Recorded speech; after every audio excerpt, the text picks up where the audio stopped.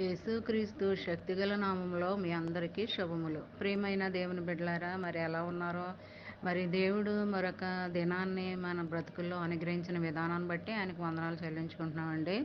అంతే కదండి, నూతనమైన వాగ్దానాన్ని, జీవము గల వాగ్దానాన్ని మరొకసారి ఆయనకి మనకు అనుగ్రహిస్తున్నాడండి. మరి ఈ దినము జీవము గల వాగ్దానము యెషయా గ్రంథము 58వ అధ్యాయము 14వ వచనం. నీవు యెహోవాయందు ఆనందించుదువు, దేశం యొక్క ఉన్నత స్థలముల మీద నేను నిన్ను ఎక్కించెదను. ప్రియమైన దేవుని బిడ్డలారా, మరి దేవుడు ఈ వాగ్దానాన్ని మన జీవితంలో నెరవేరాలని, మన బ్రతుకుల్లో, మనందరి బ్రతుకుల్లో నెరవేరాలని మనం ఆశిద్దామండి. మరి దేవుడు అంటండి, దేశం యొక్క ఉన్నత స్థలముల మీద నిన్ను ఎక్కిస్తానని అంటున్నాడు. అంటే ఎంతగానో మనం ఊహకు అందదండి ఆయన కృప, ప్రేమను. మరి అలాంటి స్థితికి మనల్ని తీసుకుని వెళ్తాడని మాటిస్తున్నాడండి ఈ వాగ్దానంలో. మనం మరి ఆయన దగ్గరికి వెళ్ళకపోయినా ఆయన మన దగ్గరికి వస్తున్నాడండి. మరి మన దగ్గరికి వస్తున్నాడని మనం నిర్లక్ష్యం చేయకూడదు కదండి. మనం వాక్యానుసారంగా, ఆజ్ఞానుసారంగా మనం పాటించాలి, ముందుకు నడుచుకుంటూ ఉండాలి. మరి ఆయన సన్నిధిలో ప్రతి క్షణము మరి చిన్న చిన్న వాగ్దానాలు మైండ్లో పెట్టేసుకుని ఆయన సన్నిధిలో జ్ఞాపకం చేసుకుంటూ, ధ్యానించుకుంటూ ఉంటే ఆ దినమంతా నీకు ఎంతగానో ఆశీర్వాదకరంగాను, దీవెనకరంగాను ఉంటుందండి. ఆయన కృప ఎప్పుడు నీపైనే ఉంటుంది.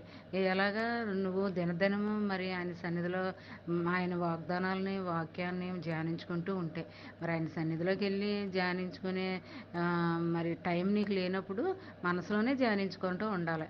అలా చేస్తూ ఉంటే దేవుడు నిన్ను ఎంతగానో మరి నిన్నే కదండి, నీ బిడ్డలని, కుటుంబ సభ్యులందరినీ కూడా, నీ ఇంట్లో ఉన్న ప్రతి ఒక్క బిడ్డని కూడా మరి ఆశీర్వదిస్తాడండి, దీవిస్తాడు. మరి ఈ దీవెనలన్నీ నువ్వు పొందుకోవాలంటే సిద్ధపడి ఉండాలి. ఆయన కృప ఎప్పుడు మనపైనే ఉండాలండి. అలా ఉండాలని మనం ఎప్పుడు కూడా ప్రార్థన చేసుకుంటూ ఉండాలి.